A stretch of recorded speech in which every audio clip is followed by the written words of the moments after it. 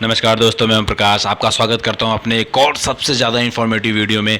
आज की डेट में इंडिया और चाइना के बारे में आप जानना चाहते हैं। अगर इंडिया और चाइना के बीच में आज लड़ाई हो जाती है तो कौन जीतेगा या किसका पलड़ा भारी होगा और क्या हो सकता है, तो इस वीडियो को लास्ट तक ज़रूर देखिएगा। ये वीडियो 15-20 मिनट की होगी, मैं अभी बता दे रहा हूँ, क्योंकि बात भी लंबी है और थोथा चदा बाजे घना अजल गगरी छलकत जाए, मतलब छोटा या कम ज्ञान हमेशा खतरनाक होता है, इसलिए ये वीडियो लंबी जाएगी। चलिए मैं स्टार्ट करता हूँ। जब मैं बात करता हूँ इंडिया की रैंकिंग की और चाइना की रैंकिंग की, तो यहाँ इंडिया की रैंकिंग चौथे पे है और चाइना की रैंकिंग तीसरे पे है। मैं बात कर रहा हूँ मोस्ट पावरफुल सेनाओं के बारे में, जो कि फायर पावर से फायर पावर से उसको डिनोट किया जाता है। जो फायर पावर है वो चाइना की 0.6 है, जो कि हमसे थोड़ी बेहतर है, क्योंकि हमारी फायर पावर 0.9 है। ये जितनी कम होती है उतना अच्छा यानी स्ट्रॉन्ग फायर पावर मानी जाती है। अब हम बात करते हैं कि चाइना अपनी सेना पर कितना खर्चा करती है। तो चाइना अपनी सेना पे $237 बिलियन खर्च करती है, जो कि हमारे इंडिया से बहुत बड़ी मात्रा में वो खर्च करते हैं, पर उसे डरने की ज़रूरत नहीं है। अब इंडिया कितना खर्ची? इंडिया $61 बिलियन अपनी सेनाओं पे खर्च करती है। यहाँ भी डरने की ज़रूरत नहीं है। अगर आप लोग इसके बजट को देख करके डर रहे हैं तो ये बिल्कुल भी डरने की ज़रूरत नहीं है। भारत और चाइना में चाइना करीब $10 billion across the world media को खिलाता है कि वो उसकी सेनाओं को बढ़ चढ़ के बताए, इसलिए डरने की बिल्कुल भी ज़रूरत नहीं है। अब मैं बात करता हूँ ज्योग्राफिकल एडवांटेज, जो कि सिर्फ इंडिया के पास है, चाइना के पास नहीं है।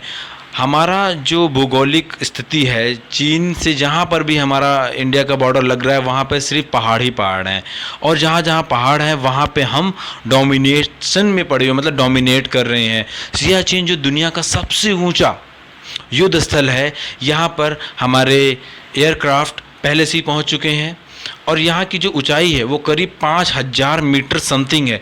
तो आप समझ सकते हैं कि 5000 मीटर आते आते चाइना के जहाज़ों को कितनी मशक्क़त करनी पड़ेगी। इसमें कोई डाउट नहीं है कि चाइना के पास कुछ विमान हमसे अच्छे हैं।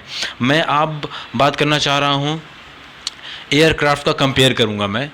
तो एयरक्राफ्ट का जब हम कंपेयर करेंगे तो मैं थोड़ा डाटा बताता हूँ आप लोगों को कि चाइना के पास कितने एयरक्राफ्ट हैं और इंडिया के पास कितने एयरक्राफ्ट हैं। तो जो चाइना के पास एयरक्राफ्ट हैं वो टोटल हैं 3210, और इंडिया के पास जो एयरक्राफ्ट हैं वो हैं 2123। जिसमें से चाइना के पास जो एयरक्राफ्ट हैं MiG-21, जिसको J7 के नाम से बताता है, ये आउटडेटेड हैं, जिसको रशिया ने 1984 में बनाना बंद कर दिया है। तो आप लोग समझ सकते हैं कि जो इनके पास 2000 MiG-21 है वो किस लेवल तक का हमसे लड़ सकते हैं। और दूसरी बात कि जो कॉम्बैट एयरक्राफ्ट है, मतलब जो लड़ाई में हमेशा आगे रहते हैं, इन एयरक्राफ्टों की संख्या इंडिया के पास 538 है, इनके पास 1232 है। और मैं इसका थोड़ा एडवांटेज बताना चाहता हूं दोस्तों।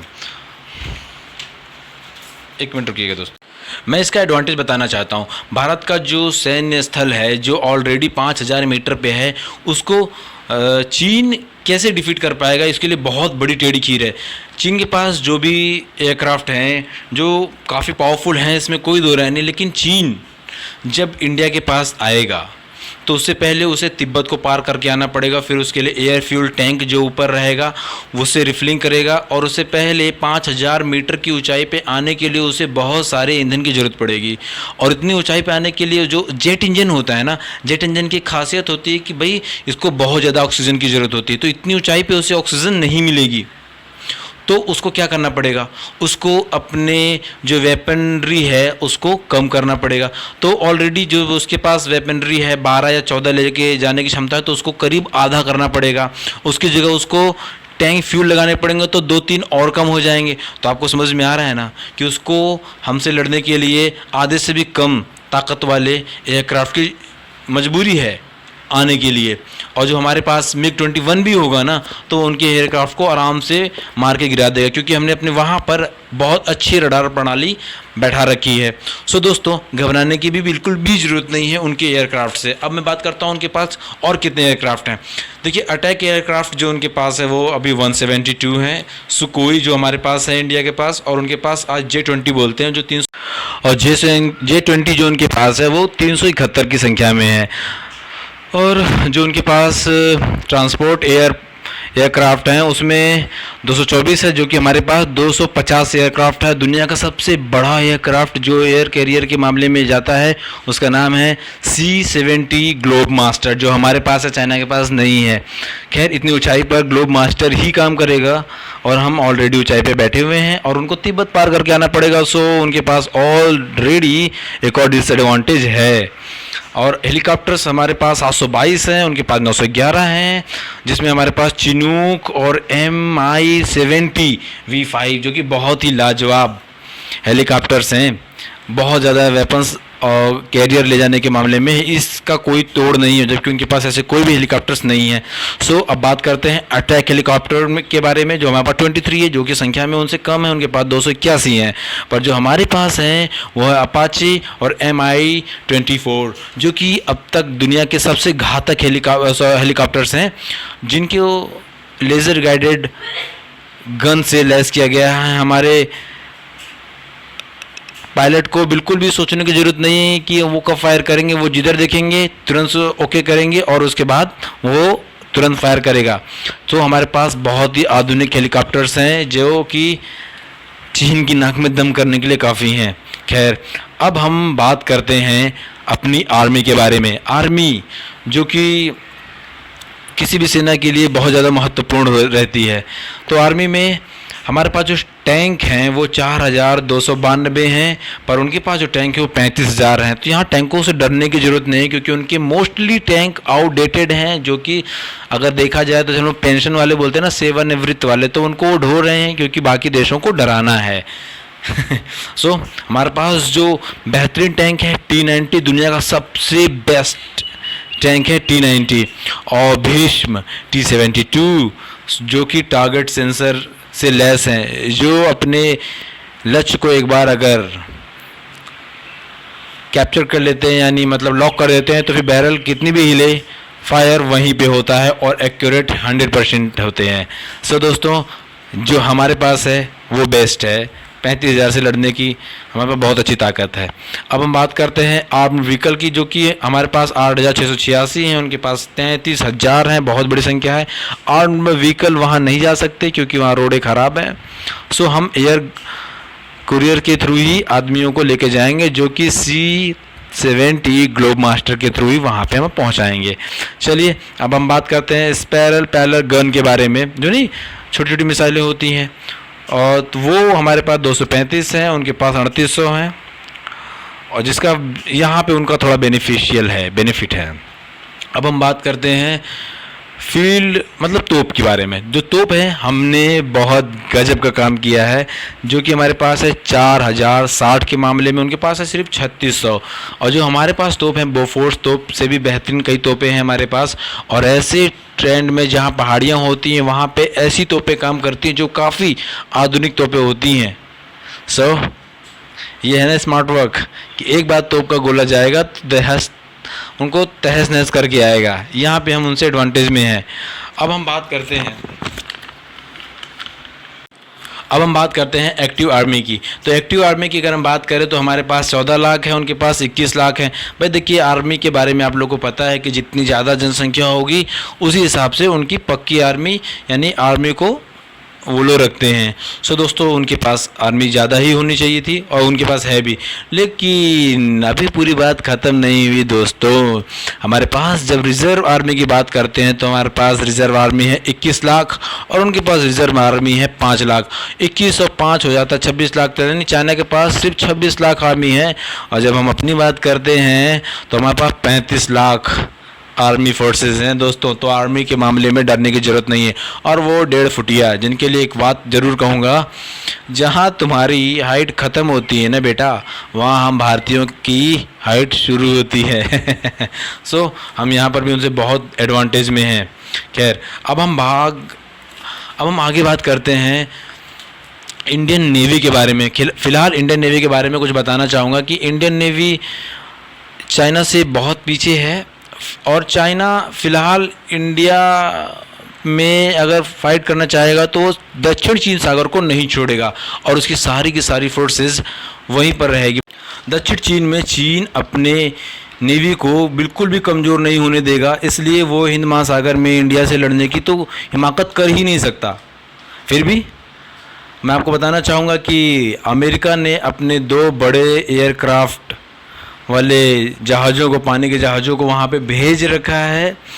वियतनाम, ताइवान जैसे देश वहाँ पे पहले से ही इसी फिराक में बैठे हैं कि कब वहाँ पे चाइना की आर्मी हटे और हम वहाँ पे अपना आधिपत्य जमा लें। वैसे तो नहीं आएंगे, लेकिन फिर भी हम कंपेयर करते हैं। जो जहाज़ी बेड़ा है उनके पास 777 के मामले में बहुत बड़ा है और हमारे पास 285, क्योंकि हमारा एरिया भी कम है, हमें कोई दिक्कत भी नहीं है उससे। खैर, और जब हम एयरक्राफ्ट कैरियर के बारे में बात करते हैं तो हमारे पास सिर्फ एक है, उनके पास 2 है। पर जो हमारे पास एयरक्राफ्ट कैरियर है वो बहुत ही बेहतरीन है। विक्रमादित्य जो कि रशिया ने बनाया, उसका तो सानी कोई है ही नहीं और इसने कई युद्धों को देख रखा है। और जो उनके पास एयरक्राफ्ट कैरियर है वो अभी तक किसी भी युद्ध को उसने नहीं देखा है। तो आप लोग समझ सकते हैं कि भाई जिसने युद्ध ही नहीं देखा वो परफॉर्म कैसे कर सकता है। खैर, अब हम बात करते हैं सबमरीन यानी पनडुब्बियों की। तो हमारे पास 16 पनडुब्बी हैं, जबकि उनके पास बहुत ज़्यादा मात्रा में 74। लेकिन हमारे पास एक ज़बरदस्त एडवांटेज है, क्योंकि हमें पनडुब्बियाँ लेने में बहुत दिक्कत हो जाएंगी जब तक 74 करने में उनके और ऊपर बढ़ जाएंगे। तो हमने किया क्या, हमने एक स्मार्ट वर्क किया। हमने अमेरिका से सबमरीन किलर के नाम से फेमस P-80I को ले लिया। ये जहाज़ ऐसा जहाज़ है जो हवा में उड़ता रहता है और सबमरीन जब भी नीचे मूव करती है तो ये उसे मार गिराता है। स्पेशली डिज़ाइन किया गया है सबमरीन को डिस्ट्रॉय करने के लिए P-80I। सो दोस्तों, क्या कहते हो इंडिया के इस मूव को? तो उनके 74 पनडुब्बियाँ हमारे लिए कुछ भी नहीं है। खैर, अब हम बात करते हैं उनके।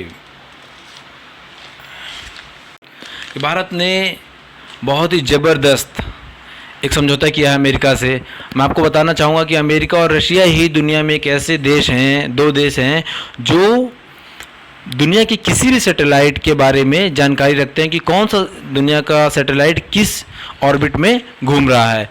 और इस समझौते के तहत, जिसका नाम है कासा एंड कास्टा, ये जो हमारी भारतीय गवर्नमेंट ने समझौता किया, इसके वजह से अमेरिका को चीन की सैटेलाइट के बारे में बताना होगा कि वो कहाँ कहाँ पर स्थित है। और इंडिया उन चंद देशों में से है जो देश के किसी भी देश के सैटेलाइट को मार गिराने की क्षमता रखता है।